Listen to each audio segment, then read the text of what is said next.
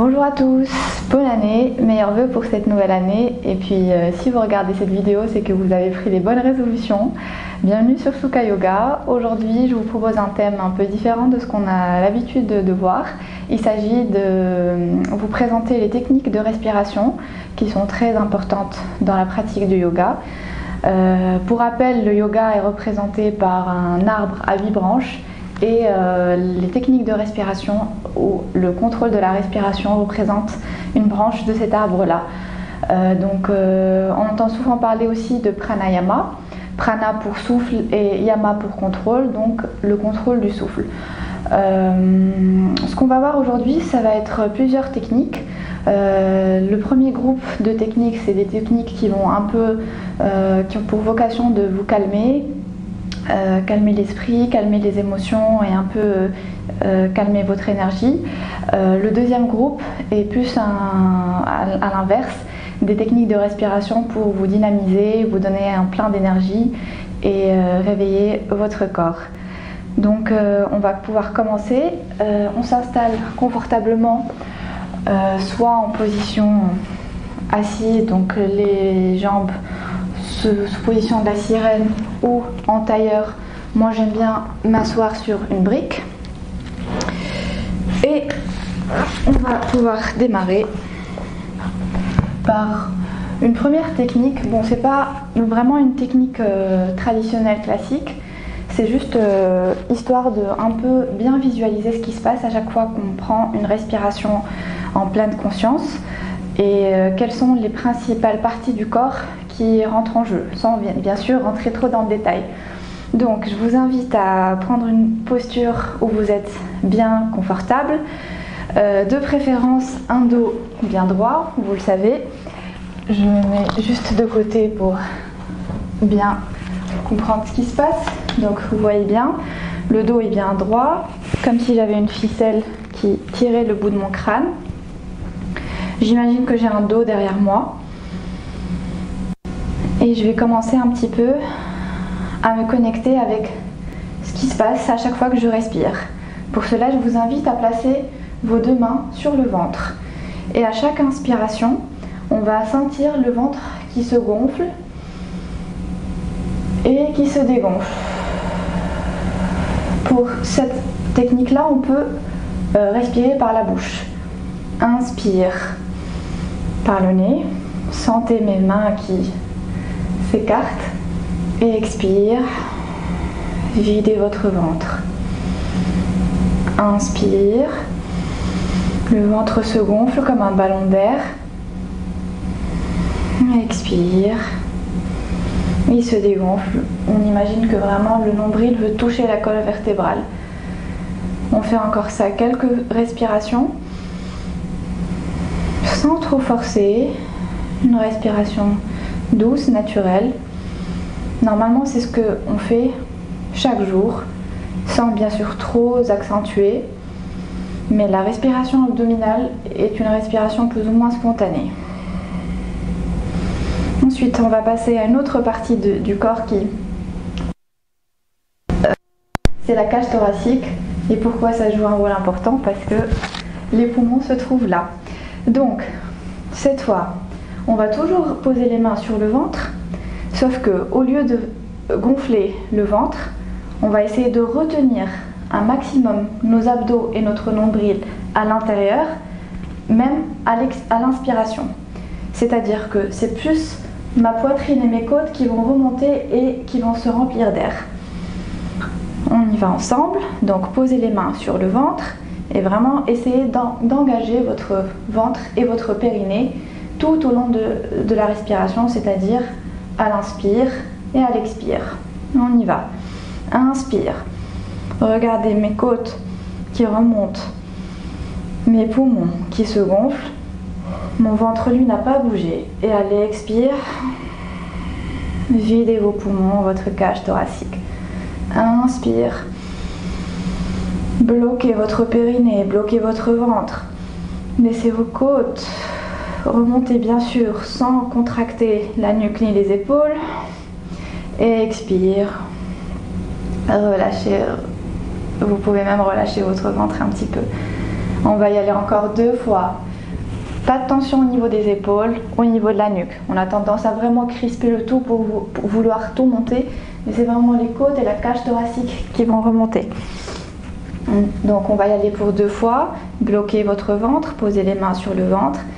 Inspire. Expire, toujours en engageant le ventre.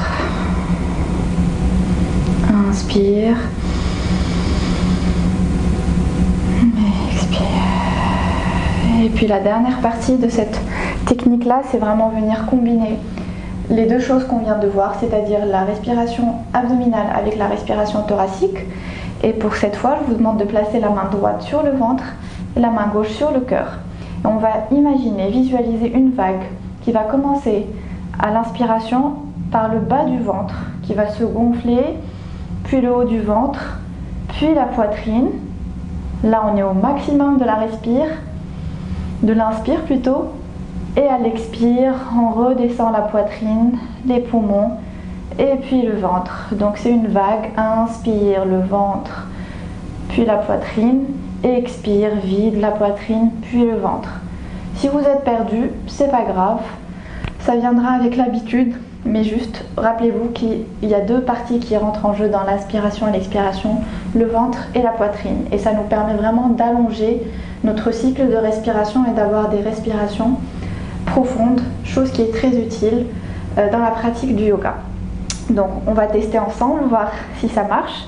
Main droite sur le ventre, main gauche sur le cœur.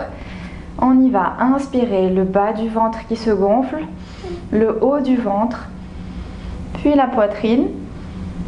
Et à l'expire, d'abord la poitrine, puis le ventre qui se dégonfle.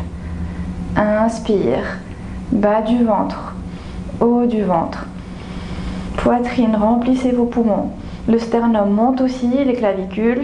Expire, la main gauche redescend tout doucement et puis le ventre se dégonfle. Une dernière fois, j'inspire, la vague commence vers le bas du ventre. Elle monte jusqu'au cœur et allez, expire. On relâche tout. Donc voilà, c'était à peu près tout pour cette introduction à la respiration. Comment avoir vraiment des respirations plus longues et faire durer le cycle un peu plus longtemps. Maintenant, on va un peu attaquer le cœur du sujet et commencer par la première technique à propre sens du terme, qu'on appelle la respiration progressive. Pourquoi progressive?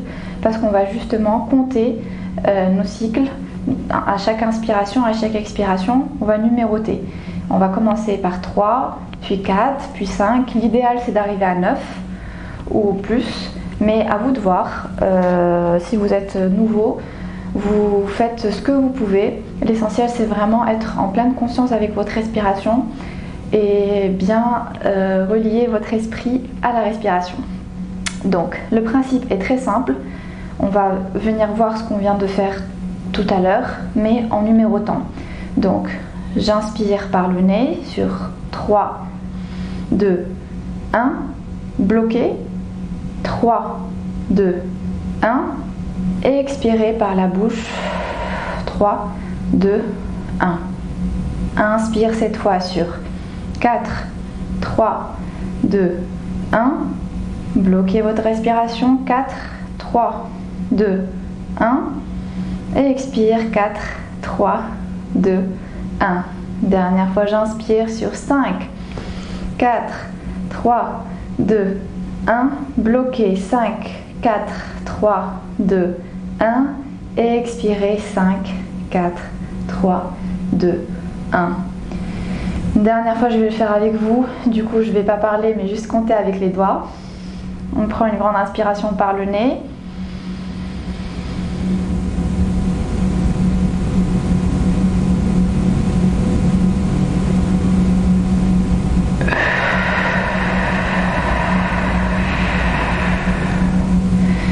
Et on y va. Une fois qu'on arrive au maximum, on peut recommencer par à 0, c'est-à-dire en repartant sur 3. Et normalement, en faisant ça, déjà votre esprit est censé se calmer. On ne pense à rien d'autre car notre respiration est à chaque numéro dans le décompte. Donc c'est déjà une bonne manière de se déconnecter complètement de notre esprit, de ne penser qu'à ça. Logiquement, ça va venir vous calmer, vous détendre. C'est idéal à faire quand vous êtes un peu sous tension, quand vous voulez dormir et que vous n'y arrivez pas. Toujours le même principe, pas de respiration vraiment nerveuse, contractée, forcée. On essaye d'être le plus naturel, le plus fluide possible, mais en suivant votre numérotation. Donc voilà, ça c'était la première technique qu'on appelle la respiration progressive. Ensuite, on va passer à une deuxième type de technique, c'est la respiration alternée, le Nadi Shodhana. Donc ici, ça se complexifie un petit peu, mais pas de crainte, c'est faisable. Ce qu'on va venir faire, c'est qu'on va prendre la main droite, plier l'index, le majeur, donc on aura pouce et annulaire qui vont nous aider dans ce qui va suivre. Le but, c'est vraiment alterner la respiration côté droit puis côté gauche. Donc j'inspire par le côté droit, je bloque le côté droit et j'expire par le côté gauche. Inspire par le côté gauche, bloquer côté gauche et expirer par le côté droit. Et ainsi de suite. Donc on alterne, c'est un cycle qui va comme ça. Et là aussi, c'est vraiment une technique qui est censée vous calmer, vous rééquilibrer parce qu'on a deux hémisphères, droit-gauche, donc ça rééquilibre un petit peu les tensions froides, enfin les énergies froides avec les énergies chaudes. Et moi personnellement j'adore ces techniques, ça a un effet immédiat pour vraiment vous calmer et vous rafraîchir. Alors on y va, donc prenez une grande inspiration par le nez et expirez par le nez. Bloquez la narine gauche avec l'annulaire. Inspirez avec la narine droite. Bloquez votre narine droite. Ouvrez la narine gauche et expirez. Inspirez côté droit, côté gauche plutôt. Bloquez le côté gauche. Ouvrez le côté droit et expirez. Inspire côté droit. Bloquez le côté droit. Ouvrez côté gauche. Et expire. Inspire côté droit. Côté gauche. On va y arriver. Bloquez le côté gauche. Et expire le côté droit. Encore deux fois. Inspire côté droit. Et expire. Bloquez. Et puis expirez côté gauche. Une dernière fois. Inspire côté gauche. Bloquez le côté. Ouvrez le côté droit et expirez.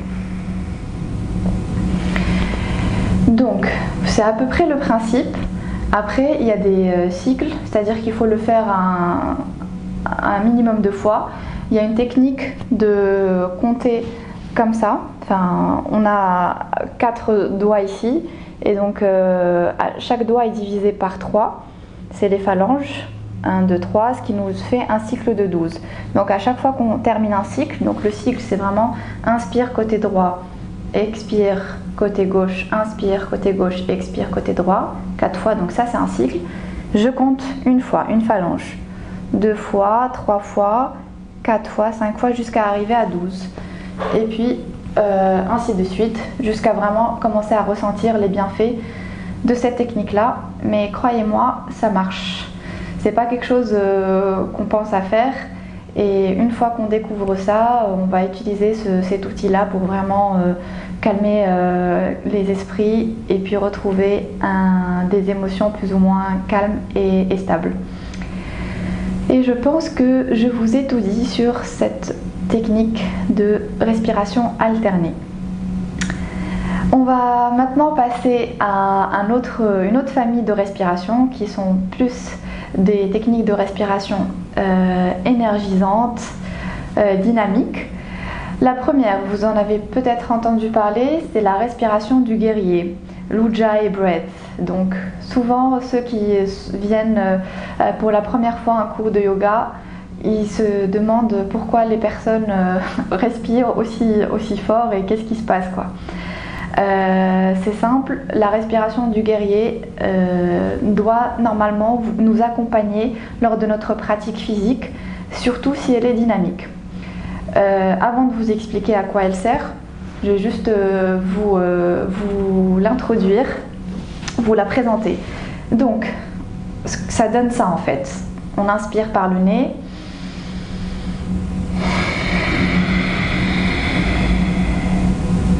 Toujours par le nez, j'expire et vous avez bien entendu le son que j'ai fait avec ma glotte, avec ma gorge. Je la refais une deuxième fois. Donc toujours par le nez. Normalement, quand on pratique le yoga de manière physique, c'est-à-dire les asanas, la respiration se fait par le nez. Donc inspire par le nez.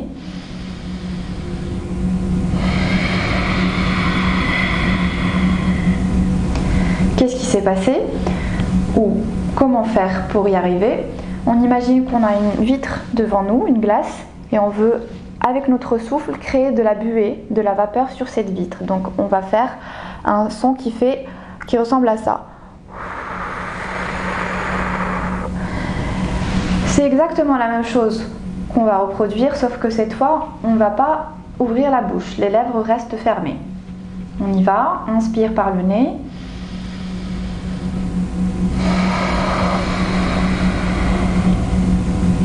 Une deuxième fois.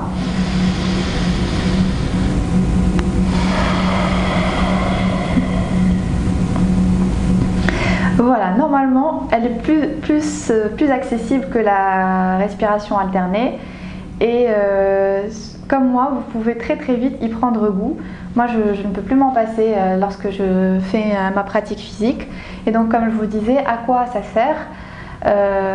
Tout simplement à prendre conscience de votre respiration. En créant ce son, cette musique-là, on vient vraiment se connecter avec notre souffle et suivre tout le cycle de l'inspire et de la respire. Deuxième effet, c'est de nous permettre de vraiment donner notre meilleur lors de la pratique. C'est-à-dire quand on arrive à une posture où vraiment on se sent un peu pas très confortable, où on commence à sentir les muscles qui tirent et tout ça, le fait de revenir à cette respiration-là va vous déconnecter un petit peu de cette douleur entre guillemets et va vous aider à aller un peu plus vers l'avant et à pousser un petit peu vos limites. Donc d'où l'appellation la respiration du guerrier. Et on va pouvoir passer à la dernier type de pranayama qu'on appelle le Kapalabhati ou la respiration du feu. Donc là c'est vraiment une technique un peu plus avancée et vous n'êtes pas obligé de la faire, juste peut-être essayer, regarder ce que ça vous produit comme effet. Mais normalement c'est une technique très dynamique et qui vous donne un plein d'énergie. Donc là on peut changer un petit peu notre posture, notre position. Moi par exemple je vais venir m'asseoir de cette manière là. Le principe c'est que à chaque inspiration elle est plus ou moins normale, donc j'inspire et à l'expire je vais venir rentrer mon ventre et pousser vers le haut tout le système qu'on a vu tout à l'heure, c'est-à-dire le ventre, le diaphragme et la poitrine, tout va monter et créer une contraction à chaque expire. Bon, vu comme ça, ça ressemble à rien, peut-être que vous n'avez rien compris, mais la pratique va être un peu plus claire. Donc, je vous montre ce que ça donne. Pour plus de prise de conscience et de visualisation, on peut poser la main sur le ventre. Donc, prenez une petite inspiration par le nez.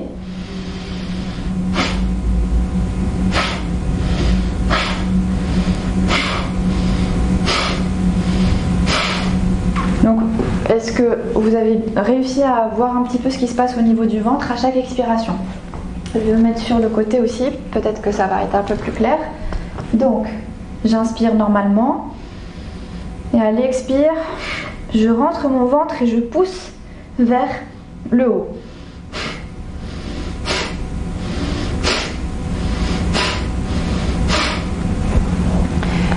technique. Si on n'y arrive pas, on imagine qu'on veut dire le son A, enfin H-A.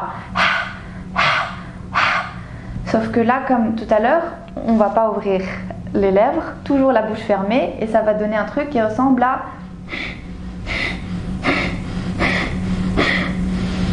C'est un des profs qui m'a appris ça, et je trouve que ça décomplexifie vraiment cette technique-là, et ça peut vous aider à progresser et à comprendre ce qui se passe au niveau de votre ventre et de votre corps.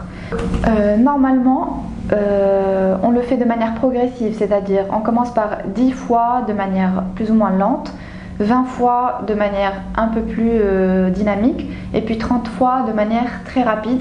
Mais bon, ça c'est plus un niveau avancé.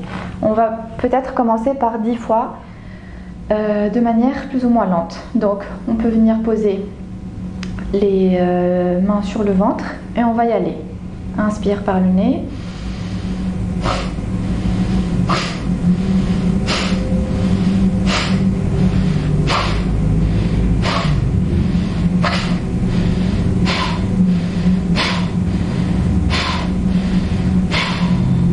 Voilà.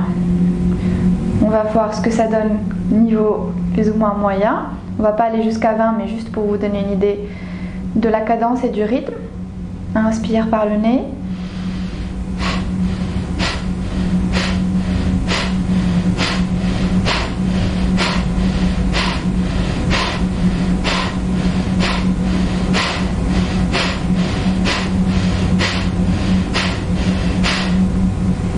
Autre chose auquel je viens de penser, c'est à chaque expiration, en contractant le ventre, on contracte aussi le périnée. Vous savez, on a une chaîne d'énergie qui va de la base de la colonne vertébrale coccyx jusqu'au sommet du crâne. Et on essaye vraiment de bloquer, de solliciter toute cette chaîne d'énergie-là pour en ressentir vraiment les bienfaits. Donc notamment le périnée, où cette position-là nous permet vraiment de prendre conscience de ce qui se passe au niveau du périnée. Donc le périnée, pour les personnes qui ne sont pas familières, c'est très compliqué à définir, mais c'est plus ou moins un muscle qui est en forme de hamac comme ça et qui va venir vraiment soutenir tous les organes abdominaux, digestifs, pulmonaires et tout ça, et qui relie, qui se trouve au niveau du bassin. Donc ce muscle-là doit aussi travailler et être contracté à chaque expiration. Et pour terminer, on va y aller pour la cadence plus ou moins rapide, on va tout donner. Inspire par le nez.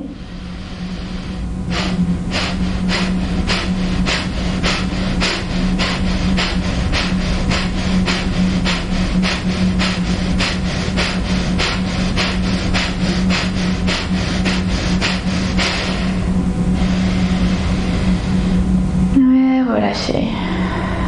Tout doucement ici.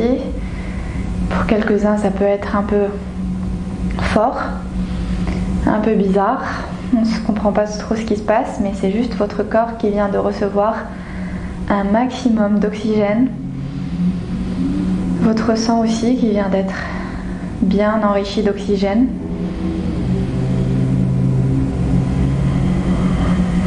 Et puis, délicatement, reprenez vos esprits.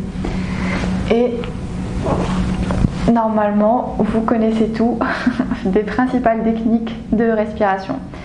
Donc, on a été un peu vite aujourd'hui, mais l'idée c'était vraiment de vous présenter tous les choix, toute la panoplie possible que vous avez, en fonction de ce que vous voulez ressentir. Normalement, quand on ne maîtrise pas trop sa respiration, c'est les émotions qui vont impacter sur notre respiration, c'est-à-dire quand on est stressé, quand on est en colère, quand on est dans des ondes négatives, ça va impacter notre respiration qui va être courte, qui va être pas contrôlée, le souffle coupé, tout ça. L'idée de ces techniques de respiration, c'est d'inverser cette relation de cause à effet, c'est-à-dire que en maîtrisant votre respiration, vous allez maîtriser ou essayer plus ou moins de maîtriser vos émotions, vos états d'âme, votre corps. Donc c'est vraiment l'inversion de cette relation-là, et puis le but derrière ça, c'est vraiment de progresser, de connecter votre esprit, votre respiration et votre corps. Si vous avez des questions, si vous voulez plus de détails sur une technique déterminée de respiration, n'hésitez pas à m'écrire des commentaires ou à m'envoyer un message sur les réseaux sociaux. Je prendrai un plaisir à vous répondre. Voilà, j'espère que vous n'êtes pas trop perdu avec tout le contenu de cette vidéo. Et puis je vous dis namasté.